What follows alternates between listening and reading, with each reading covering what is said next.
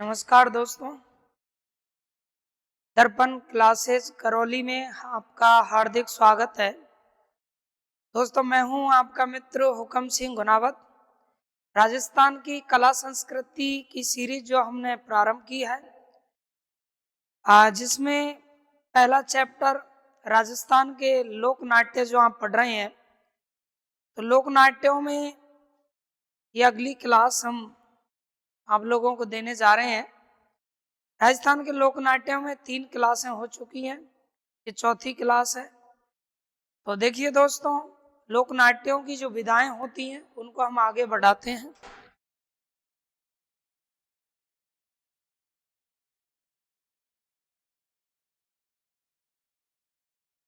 लोक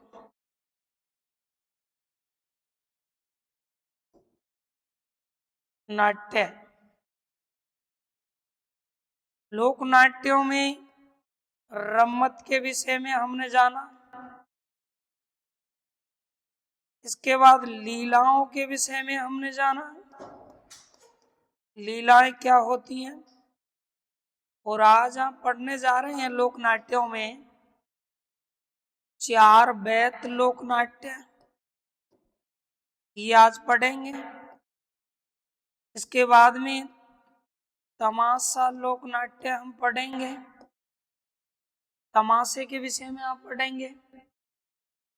तमाशे के अलावा आप पढ़ेंगे गवरी लोक नाट्य, गवरी लोक नाट्य। तो लोक नाट्य की श्रृंखला को आगे बढ़ाते हुए 4 बैत लोक नाट्य, तमाशा लोक नाट्य, गवरी लोक नाट्य, इनके विषय में दोस्तों हम चर्चा करेंगे। इससे पहले आप रम्मत और लीलाओं के बारे में पढ़ चुके हैं। तो आइए जानते हैं 4 बैत, तमाशा और गवरी लोक नाट्य कि इनकी क्या विशेषताएं हैं, क्या क्या सवाल हमारी परीक्षा में इनसे रिलेटिव आ सकते हैं। देखें,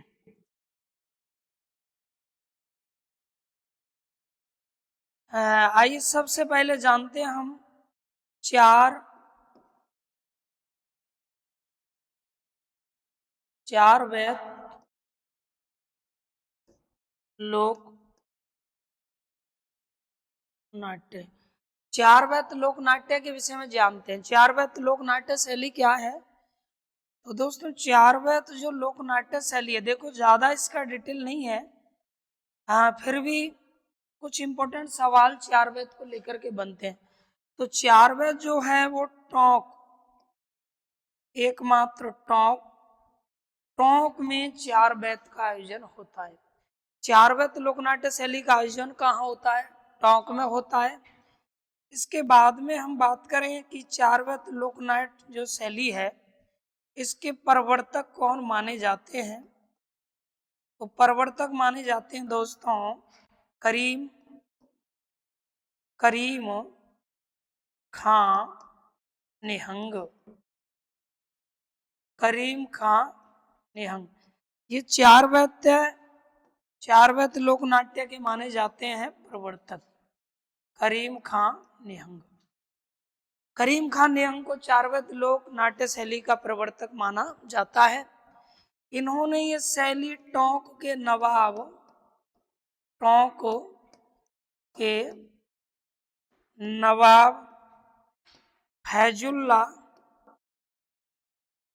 टोंक के नवाब फैजुल्ला खां के समय प्रारंभ की। तो 4 बैत लोक नाट्य शैली जो है, ये टोंक के नवाब फैजुल्ला खां के समय की गई थी प्रारंभ। टोंक इसका प्रॉपर स्थान है। राजस्थान में एकमात्र टोंक में, ये भी याद रखिएगा, एकमात्र टोंक में ही इसका आयोजन होता है। 4 बैत जो लोक नाट्य शैली है, इस लोक नाट्य शैली में बुस्त भाषा का प्रयोग किया जाता है। दोस्तों, ये परीक्षा के लिए बहुत अच्छा सवाल हो सकता है। बुस्त भाषा का प्रयोग होता है कौन सी लोक नाट्य शैली में? तो हमारा जवाब होगा 4 बैत लोक नाट्य शैली।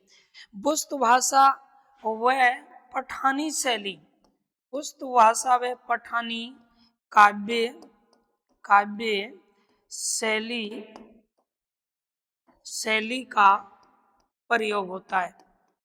तो इस तरह से प्रश्न पूछा जाता है एग्जाम में कि उस भाषा का प्रयोग होता है कौन सी लोकनाट्य शैली में, तो होगा चारवेद लोकनाट्य शैली में। पठानी काव्य शैली का भी प्रयोग होता है चारवेद में। चारवेद जो शैली है दोस्तों, ये 4 श्रेणियों में विभाजित है। चारवेद लोकनाट्य शैली को 4 श्रेणियों में विभाजित किया गया है। 4 श्रेणियां, कितनी? 4 श्रेणियां। अब वो 4 श्रेणियां देखें कौन कौन सी होती हैं। तो 4 श्रेणियों को लेकर भी सवाल हमारी परीक्षा में पूछा जाता है। चारों में से किसी एक का नाम हटाएगा, 3 को देगा, तो वो हमें पता होना चाहिए 4 श्रेणियां जो हैं वो कौन कौन सी हैं। तो नंबर एक होती है दोस्तों भक्ति वाली श्रेणी, भक्ति। एक श्रेणी है श्रृंगार वाली श्रेणी, श्रृंगार। इसके बाद अगली श्रेणी जो होगी वो हो जाएगी गम्माज श्रेणी, गम्माज। और नेक्स्ट आप लोग जानेंगे वो होगी रकीब खानी श्रेणी, रकीब खानी। इस प्रकार से 4 श्रेणियों में बांटा गया। ये बहुत इंपॉर्टेंट सवाल है।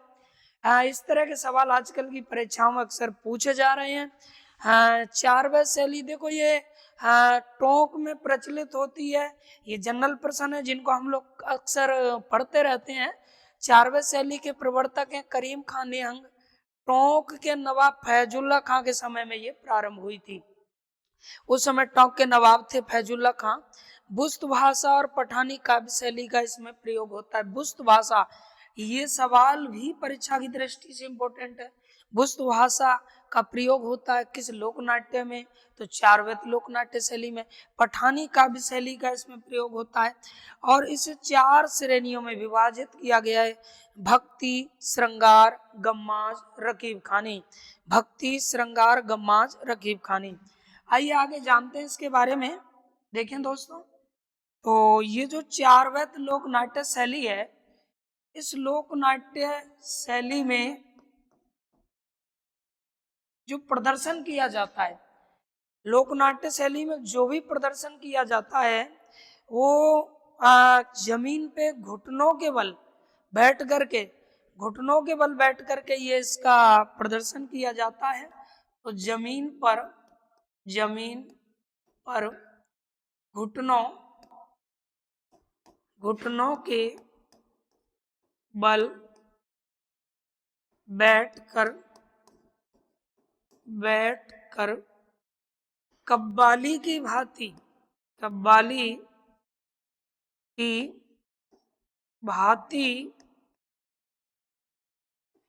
कव्वाली की भांति इसका प्रदर्शन किया जाता है, प्रदर्शन किया जाता है। ये भी एक अच्छा सवाल हो सकता है। जमीन पर जो भी इसके कलाकार होते हैं, जमीन पर वो बैठते हैं घुटनों के बल, और जिस प्रकार से कव्वाली गाई जाती है उसी तरह से इस चारवेद शैली का आयोजन होता है, इसका प्रदर्शन होता है। तो ये प्रश्न बनते हैं चारवेद को लेकर के। देखें, चारवेद जो शैली है उसको लेकर के ये सवाल बनते हैं। चारवेद जो लोकनाट्य शैली है वो टोंक की है। एकमात्र टोंक में इसका आयोजन होता है चारवेद का। इसके प्रवर्तक है करीम खान निहंग। टोंक के नवाब फैजुल्ला खां के समय में ये प्रारंभ हुई थी। बुस्त भाषा और पठानी काव्य शैली का इसमें प्रयोग होता है। 4 श्रेणियों में विभाजित है, भक्ति, श्रृंगार, गम्माज और रकीब खानी। इस तरह से वो एक किसी को भी करेगा इसमें से पृथक और 3 ऑप्शन बना करके देगा कि निम्न में से कौन सी श्रेणी इससे संबंधित नहीं है। जमीन पर घुटनों के बल बैठ करके कव्वाली की भांति इसका प्रदर्शन किया जाता है। जो भी इसके प्रदर्शनकारी होते हैं, जो भी कलाकार होते हैं, जमीन पर बैठते हैं और जिस तरह से कव्वाली का गायन होता है सेम उसी प्रकार से इसका भी प्रदर्शन होता है। आइए नेक्स्ट जानते हैं इसके बाद में अगली लोकनाट्य को। तो चारवेद से लेकर के इस तरह के सवाल हमसे पूछे जाएंगे। अगला पढ़ते हैं दोस्तों तमाशा के विषय में। देखिए, तमाशा तमाशा। तमाशा एक किस प्रकार का लोक नाट्य है और तमाशे को लेके क्या क्या सवाल हमारी परीक्षा में आ सकते हैं? तो देखिएगा, तमाशा जो लोक नाट्य है उसको लेके क्या क्या सवाल बन सकते हैं। सबसे पहला सवाल बनता है कि तमाशा मूलतः कहाँ का है दोस्तों? तमाशा मूलतः कहाँ का है? तमाशे की जो शुरुआत हुई है वो ऑल ओवर भारत में कहाँ से हुई है? तो तमाशे की शुरुआत राजस्थान से नहीं हुई है। तमाशा मूलतः महाराष्ट्र का लोकनाट्य है। महाराष्ट्र से हुई है तमाशे की शुरुआत। तमाशा मूलतः कहाँ का लोकनाट्य है? तो जवाब होगा महाराष्ट्र का लोकनाट्य है। तमाशा जो है, इस तमाशे के प्रवर्तक कौन माने जाते हैं? तो तमाशे के प्रवर्तक माने जाते हैं वंशीधर भट्ट। तमाशे के प्रवर्तक वंशीधर भट्ट माने जाते हैं। पर यहाँ एक प्रॉब्लम यह है दोस्तों कि एक किशनगढ़ शैली जिसे हम लोग पढ़ते हैं, किशनगढ़ शैली, किशनगढ़ ख्याल। अब किशनगढ़ की जो ख्याल है, तो किशनगढ़ में लोकनाट्य की जो शैली चलती है वो किशनगढ़ी ख्याल कहलाती है। किशनगढ़ ख्याल के प्रवर्तक की अगर बात की जाए, प्रवर्तक, तो सेम इसी जैसा नाम होगा वंशीधर, लेकिन यहाँ होगा वंशीधर शर्मा। तो ये गलती ना करें, इसे अच्छी तरह समझ लीजिएगा। किशनगढ़ी ख्याल के जो किशनगढ़ी ख्याल है, किशनगढ़ में जिसका होता है प्रदर्शन, इस किशनगढ़ी ख्याल के प्रवर्तक हैं बंशीधर शर्मा। और यहाँ आप जान रहे हैं तमाशा के प्रवर्तक हैं बंशीधर भट्ट। दोनों में हल्का सा अंतर है, थोड़ा डिफरेंट है। ये माइनर गलतियां हैं जो हमसे होती हैं। तो वंशीधर भट्ट और वंशीधर शर्मा, हाँ, दोनों ही ऑप्शन आपकी परीक्षा में मिल सकते हैं। वंशीधर शर्मा जिनका संबंध है किशनगढ़ी ख्याल से, तो इधर वंशीधर भट्ट जिनका संबंध है तमाशा लोकनाट्य से। तो इस तरह ये बात भी आप लोगों को याद रखनी है। देखें, आगे तमाशे को के बारे में चर्चा करते हैं। मूलतः महाराष्ट्र का है, प्रवर्तक वंशीधर भट्ट है। तमाशा जो है मित्रों, इस तमाशे का जो आयोजन होता है, तमाशे का आयोजन जो होता है, आयोजन या कह सकते हैं कि तमाशे का जो प्रदर्शन होता है, तो वो जिस स्थान पर होता है उसे किस नाम से जाना जाता है? तमाशे का आयोजन जिस स्थान पर होता है वो कहलाता है अखाड़ा। क्या कहलाता है दोस्तों? अखाड़ा। तमाशा जिस स्थान पर प्रदर्शित किया जाता है या इसका आयोजन होता है उसे किस नाम से जानते हैं? अखाड़ा। और दोस्तों, तमाशा एक ऐसा लोक नाट्य है जो खुले मंच पर प्रस्तुत होता है। खुला मंच इसका बनता है, यानी किसी प्रकार की कोई पाबंदी नहीं होती है, कोई भी तमाशा देखने के लिए जा सकता है। आपने गांव में देखे होंगे चौक चौराहों पर, वहाँ एक अखाड़ा तैयार किया जाता और वहाँ तमाशे का आयोजन होता और गांव के बहुत सारे बच्चे, वयस्क और वृद्ध आदमी तमाशा देखने के लिए जाया करते थे। तो आज ये संस्कृति धीरे धीरे बदलाव ले रही है। आज जिन चीज़ों का आयोजन होता था, जो लोक मनोरंजन की चीज़ें थी, जो लोगों की सांस्कृतिक विरासत थी, आज उनकी हम बात करें तो उन पर इतना लोगों का ध्यान नहीं है। बाकी होना चाहिए, क्योंकि ये हमारी संस्कृति है, हमारा जुड़ाव है, हमारा जीवन है, अपने आदर्श हैं। तो तमाशे का आयोजन जब भी होता था वो खुले मंच पर होता था, किसी प्रकार का कोई टिकट नहीं होता था, सभी लोग आकर के उसे देखते थे और बहुत सारी भीड़ें जुड़ जाती थी। तो तमाशे का प्रदर्शन जहाँ होता है उसे कहा जाता है सर अखाड़ा। तमाशे को लेके और क्या क्या सवाल बनते हैं, आइए देखते हैं। दोस्तों, राजस्थान के रेफरेंस में हम तमाशे को लेके बात करेंगे, पर इससे पहले तमाशे से जुड़ी हुई और चीजों को जान लेते हैं। तमाशा जो होता है इसमें किन वाद्य यंत्रों का प्रयोग होता है सर? कौन कौन से वाद्य यंत्र हैं जिनका तमाशा प्रदर्शन के समय प्रयोग किया जाता है? तो तमाशे के समय जिन वाद्य यंत्रों का प्रयोग किया जाता है वो वाद्य यंत्र जैसे हारमोनियम को काम में लिया जाता है। हारमोनियम एक तत्वाद्य यंत्र होता है, इसे काम में लिया जाता है। तमाशे के समय नक्काराई, जिसे आप नगाड़ा भी कहते हैं, इस वाद्य यंत्र को भी प्रयोग में लेते हैं।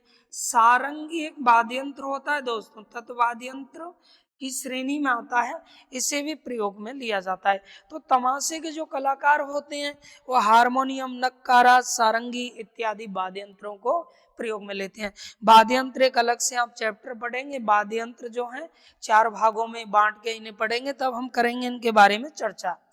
तो इन वाद्य यंत्रों का तमाशे के अंतर्गत प्रयोग होता है। दूसरा, तमाशा जो लोक नाट्य है, इसमें गायन जो है वो भी होता है, यानी गायन के अलावा संगीत और संगीत के अलावा नाट्य कला का प्रदर्शन भी होता है।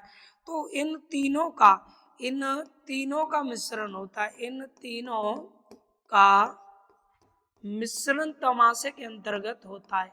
तो ऐसे भी सवाल हमसे पूछा जा सकता है कि तमाशे के अंतर्गत निम्न में से किसका मिश्रण नहीं होता है।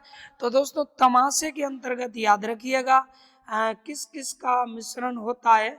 तो गायन इसके अंतर्गत चलता है, संगीत चलता है और नाट्य यानी नाटक प्रदर्शन भी होता है।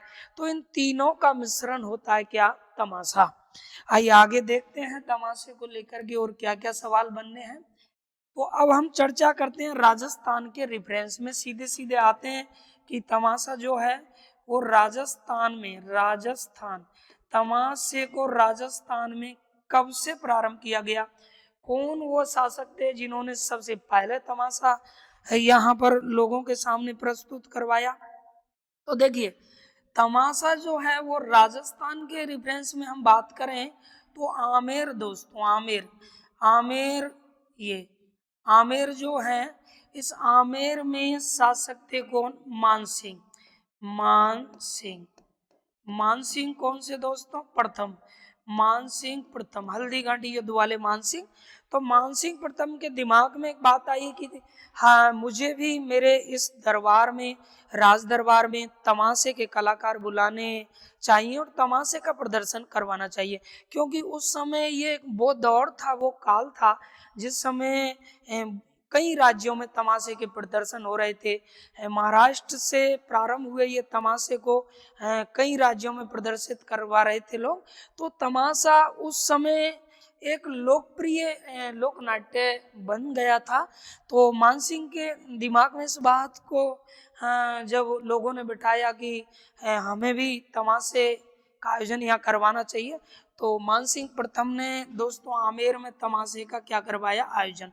और इन्होंने जो तमाशे का आयोजन करवाया, प्रारंभ नहीं हुआ मानसिंह के समय, तमाशा प्रारंभ नहीं हुआ, केवल और केवल इन्होंने तमाशे का आयोजन करवाया है, प्रारंभ नहीं किया है। तमाशे के कलाकार बुलाए गए, तमाशे का प्रदर्शन हुआ और वो बाद में चले भी गए। तो इन्होंने याद रखें जो तमाशा यहाँ लोगों के सामने प्रदर्शित करवाया वो तमाशा था धमाका मंजरी। बहुत बढ़िया सवाल आपकी परीक्षा के लिए हो सकता है कि धमाका मंजरी नामक तमाशा किस शासक के काल में प्रदर्शित हुआ। तो दोस्तों धमाका मंजरी नामक तमाशा मानसिंह प्रथम जो कि आमेर के शासक थे, अकबर के नवरत्नों में शामिल हैं, हल्दी घाटी युद्ध में यहीं गए थे। इनके समय धमाका मंजरी नामक तमाशे का आयोजन किया गया। तमाशा ये यहाँ आमेर में दिखवाया गया। धमाका मंजरी जो तमाशा है दोस्तों, ये मोहन कवि का तमाशा है। मोहन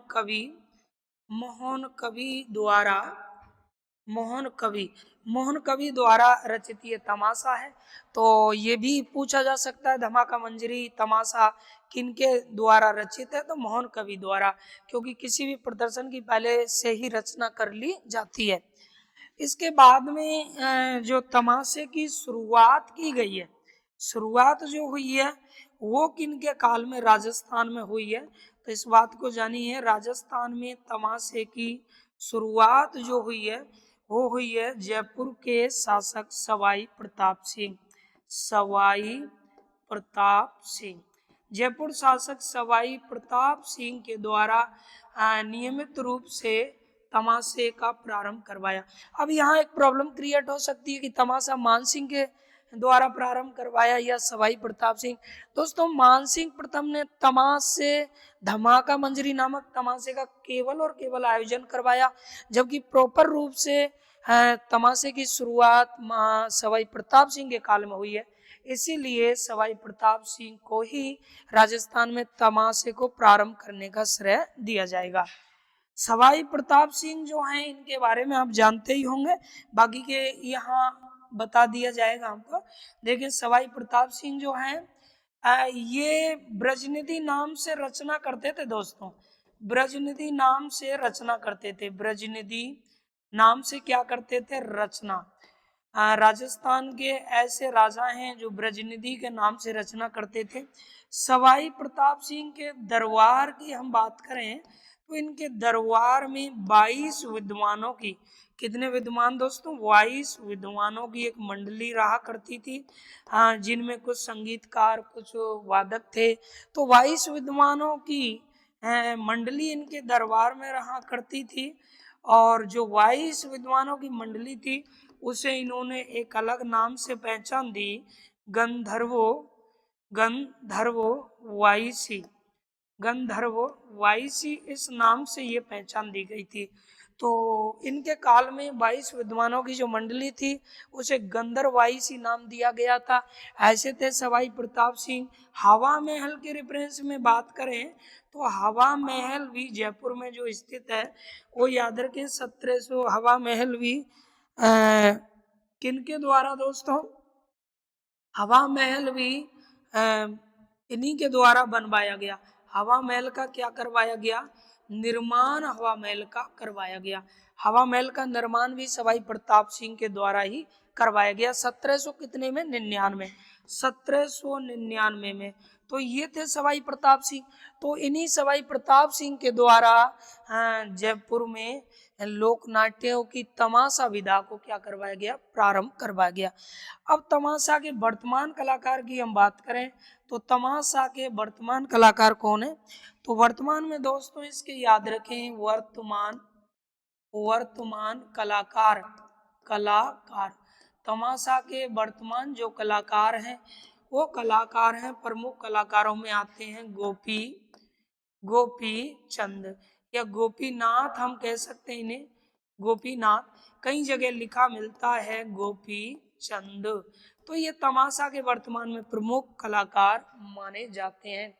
गोहर जान जो हैं उनका संबंध भी तमाशा से है, गोहर जान इनका संबंध भी तमाशे से है। इसके बाद में वासुदेव का संबंध भी किससे है? तमाशे से है। तो ये इसके वर्तमान में प्रमुख कलाकार माने जाते हैं गोपी चंद तमाशे के वर्तमान में माने जाते हैं दोस्तों क्या? प्रमुख कलाकार। तो ये हमने आपसे बात की है किसके रेफरेंस में? तमाशे के रेफरेंस में। आइए एक बार ये करते हैं इसको रिपीट, तो देखिएगा। ये लो जी, तमाशा यानी तमाशा मूलतः महाराष्ट्र की लोकनाट्य विधा है। तमाशा के प्रवर्तक माने जाते हैं दोस्तों कौन? वंशीधर भट्ट। यह हमने बताया आपको कि वंशीधर शर्मा जिनका संबंध है किशनगढ़ी ख्याल से। तमाशा जो है इसका प्रदर्शन जिस स्थान पर किया जाता है उसे अखाड़ा कहा जाता है। वो अखाड़ा खुला मंच होना चाहिए जहाँ किसी को भी तमाशा देखने की इजाजत होती है। तमाशे के प्रदर्शन में किन वाद्य यंत्रों का मुख्यतः प्रयोग होता है? हारमोनियम, नक्कारा, सारंगी। तमाशे में गायन, संगीत, नाट्य तीनों का मिश्रण होता है। ये बहुत ही अच्छा यहाँ पॉइंट है कि तमाशे में किस किस का मिश्रण होता है? तो गायन, संगीत, नाट्य। तमाशे की राजस्थान में शुरुआत कब हुई और शुरुआत से पहले क्या इसका प्रदर्शन किसी के द्वारा करवाया गया? तो बिल्कुल तमाशे के विषय में हमने जाना कि आमेर के राजा मानसिंह प्रथम जिन्होंने अपने दरबार में धमाका मंजरी नामक तमाशे का आयोजन करवाया जो कि मोहन कवि द्वारा रचित था। लेकिन शुरुआत की हम बात करें तो सवाई प्रताप सिंह ने शुरुआत की। ये वही प्रताप सिंह है जो ब्रजनिधि नाम से रचना किया करते थे और ये वही प्रताप सिंह हैं दोस्तों, जिनके दरबार में 22 विद्वानों की मंडली रहा करती थी, जिसे गंधर्व वाइसी के नाम से जाना जाता था। हवा महल का निर्माण 1799 में भगवान कृष्ण के मुकुट के समान आकृति में जो बना हुआ है, इन्हीं सवाई प्रताप सिंह के द्वारा करवाया गया। वर्तमान की स्थिति जाने तो वर्तमान में तमाशे के कलाकार हैं तो गोपीनाथ हैं, जिन्हें गोपीचंद भी कहते हैं, और गौहर जान, वासुदेव इत्यादि कलाकारों का संबंध भी किससे है? तमाशे से है। अब तमाशे के बाद में आइए देखते हैं अगले लोकनाट्य की विधा को। तो ये हुआ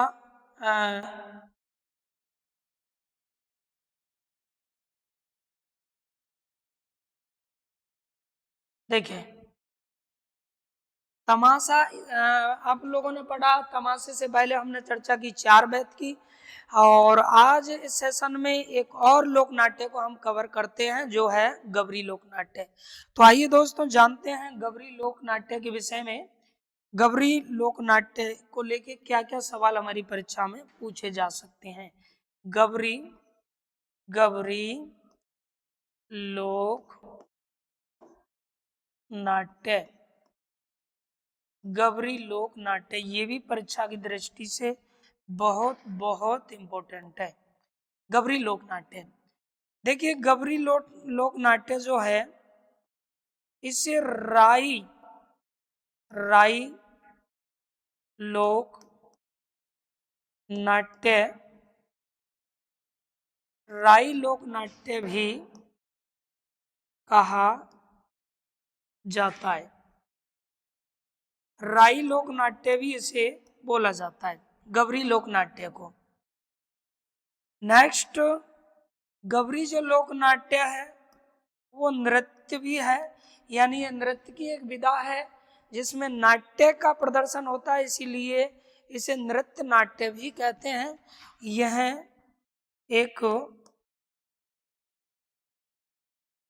नृत्य है, लेकिन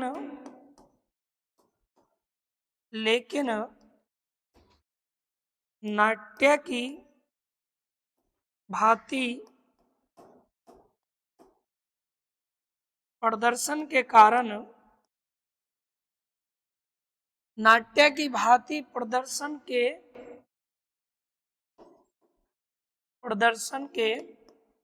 कारण इसे लोक नाट्य भी माना गया है।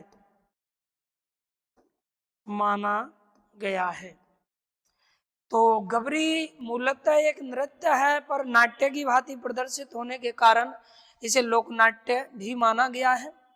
गबरी जो शब्द है, देखिए गबरी ये पार्वती का प्रतीक है दोस्तों। गबरी शब्द जो है वो पार्वती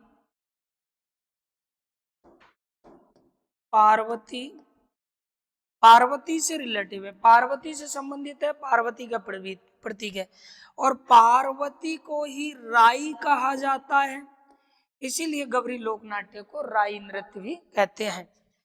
गबरी लोक नाट्य में जो शिव की भूमिका जो निभाता है, शिव की भूमिका निभाने वाले को क्या कहा जाता है? ये भी बहुत अच्छा सवाल है। गबरी लोक नाट्यों में जो शिव की भूमिका निभाता है उसे बोला जाता है पुरिया। क्या बोलते हैं दोस्तों? पुरिया। गबरी लोक नाट्य में शिव की भूमिका निभाने वाले को क्या कहते हैं? पुरिया। तो गबरी लोक नाट्य राई लोक नाट्य के नाम से भी जाना जाता है। यह एक नृत्य है, लेकिन नाट्य की भांति प्रदर्शन के कारण इसे लोक नाट्य भी मान लिया गया है। नाटक की तरह किया जाता है तो लोक नाट्य की श्रेणी में है। गबरी, इसमें जो शब्द आया है गबरी पार्वती को बोला जाता है, पार्वती को राई भी कहते हैं, इस वजह से इसे राई लोक नाट्य या राई नृत्य भी कहते हैं। शिव की भूमिका इसमें जो अदा करता है, भूमिका निभाता है, उस पात्र को दोस्तों क्या कहा जाता है? पुरिया। आगे जानते हैं। शिव की भूमिका निभाने वाले पात्र को क्या बोलते हैं? पुरिया। देखिएगा नेक्स्ट आगे देखें। गबरी लोक नाट्य जो है इसका प्रदर्शन जो किया जाता है, गबरी लोक नाट्य का प्रदर्शन वो 40 दिनों तक होता है। ये इसका सबसे इंपॉर्टेंट सवाल बनता है। ऐसा लोक नाट्य जो 40 दिनों तक चलता है वो है गबरी लोक नाट्य।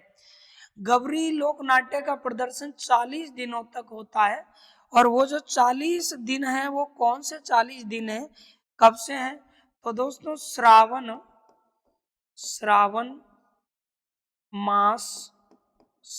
मास की पूर्णिमा। तो एक तो पूर्णिमा वाला दिन हो गया जो अंतिम दिन है, जिसे हम लोग कहेंगे क्या? रक्षा बंधन, क्योंकि श्रावण की पूर्णिमा को रक्षा बंधन आता है। इस दिन से लेकर के श्रावण के बाद में फिर भाद्रपद है, फिर आश्विन पद है। तो आश्विन नवमी तक इसका आयोजन होता है। आश्विन नवमी तो 9 दिन ये हुए, 1 महीना हो गया भाद्रपद और 1 दिन हुआ पूर्णिमा। इस प्रकार से 40 दिन तक प्रदर्शन होता है किसका? गबरी नृत्य का और गबरी लोक नाट्य। तो गबरी नृत्य जो है, जो नाट्य भी है 40 दिनों तक चलता है। और भी बढ़िया सवाल ये बनता है जो कि बहुत इंपॉर्टेंट है। मेरा जहाँ तक मानना है कि इस तरह के सवाल आज की एग्जाम में आते हैं जो मैं आपको बताने के लिए जा रहा हूँ। वैसे तो कंपटीशन में हर सवाल की वैल्यू होती है, पर आज का जो ट्रेंड है, आजकल जो पूछे जा रहे हैं भर्ती परीक्षाओं के प्रश्न पत्रों को अगर देखा जाए तो वो इस तरह के सवाल पूछे जा रहे हैं जो मैं आपको यहाँ बता रहा हूँ कि संपूर्ण भारत का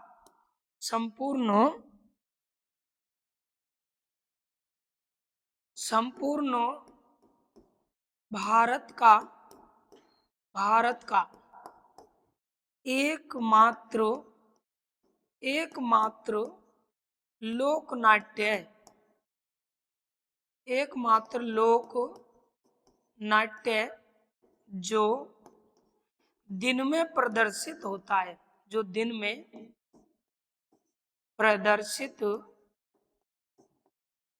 है, संपूर्ण भारत का ये एकमात्र लोक नाट्य है जो दिन में प्रदर्शित होता है। यानी दिन में प्रदर्शित होने वाला एकमात्र लोक नाट्य है, प्रदर्शित होता है। ठीक है दोस्तों, तो ये बहुत इंपॉर्टेंट सवाल है, स्टार लगा सकते हैं, डबल स्टार लगाइएगा।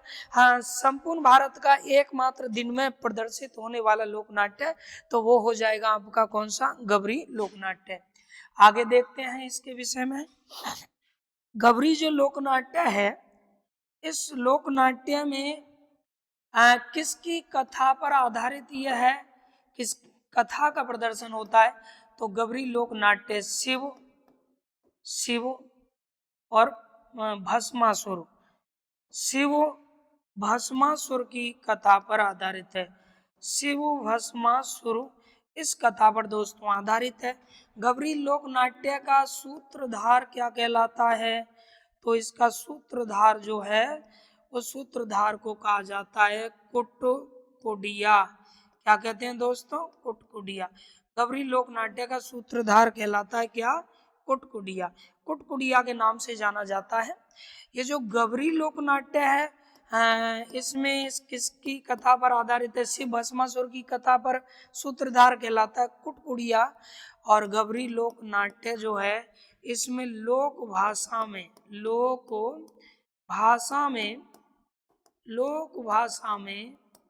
जो गीत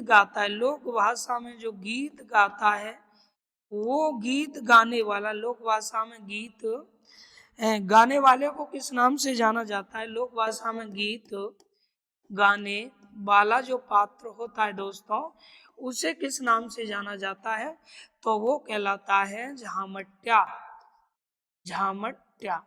गीत गाने वाले को क्या कहते हैं? झामट्या के नाम से याद रखिए, जाना जाता है झामट्या।